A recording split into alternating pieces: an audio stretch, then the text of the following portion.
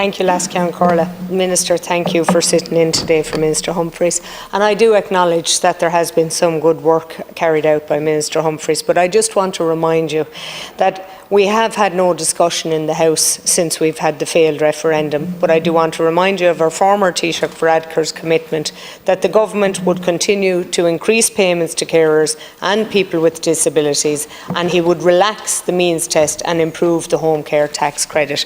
So I just think we need to follow up. We lauded carers. We even brought a referendum that basically said we would make their lives easier and more worthwhile by having them mentioned in the Constitution. So clearly that was rejected, not for the reason of carers, but for other reasons.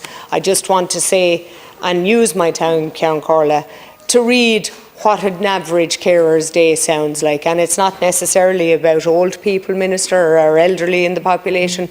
This is a mother of 5 children. And 3 of them have a chromosome disorder, T1421, which is very rare.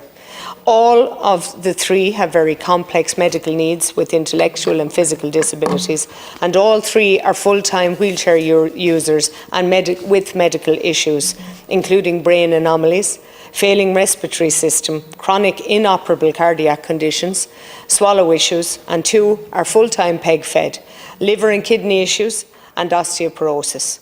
All 3 have full health insurance with no exemptions due to disability. They've had cover since birth. 1 also has a metabolic disorder and requires a specialised blended diet. Despite all of the issues that the 3 children have stacked against them, they're very, very happy. 2 of them are now young adults and live life to the best that they can, thanks mainly to their carer, their man.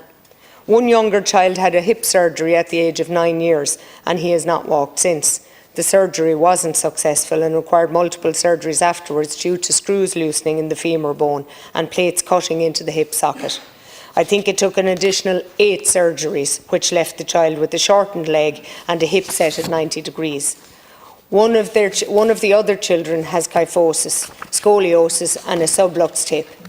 He has been seen privately in Blackrock Clinic and was told that he would need surgery but would have to go to Crumlin due to the complex needs. They endured a wait of 3 years for an MRI under general anaesthetic. Then COVID happened, and the surgery that was meant to take place in 2018 only took place in October 21. The bone had been left for so long that the ball joint had worn down to the socket. The femoral head had to be removed and a titanium shoulder put in. This was supposed to leave the child pain-free, but with a shorter leg.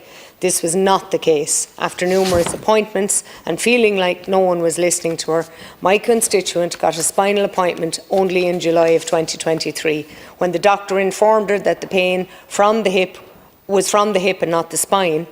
He was referred back to the hip surgeon in July 23. In December 23, the child was brought to Wexford General A&E, where he was to have an X-ray. And the parent was told the following day that the orthopaedics in Waterford were not taking on the case at this late stage and that she'd have to go back to Dublin. Numerous phone calls were made to the secretary, which yielded nothing.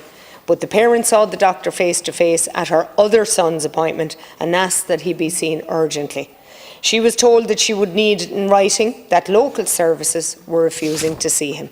A letter was forwarded to the doctor, but she was told by the secretary that a referral letter was gone to Kappa.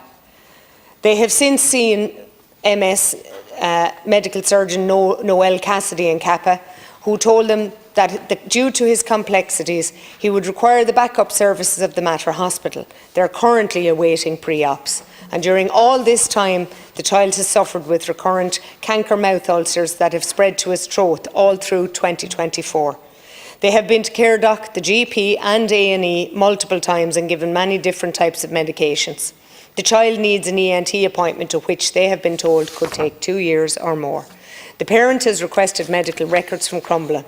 I am at a stage, this is her directly speaking, I am at a stage of frustration and I'm worn out. The failure of the health system is a joke.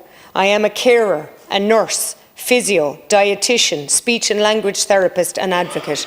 I perform minor surgeries at home when feeding tubes dislodge. I train nurses and carers in manual handling, food safety, and then I'm the mum who has to do the fun things, attend meetings, attend sports and games. I could go on, Minister, but that's Deputy, what carers do for us. I'd ask Peter you to Fitzpatrick. abolish the means test and take the fear away.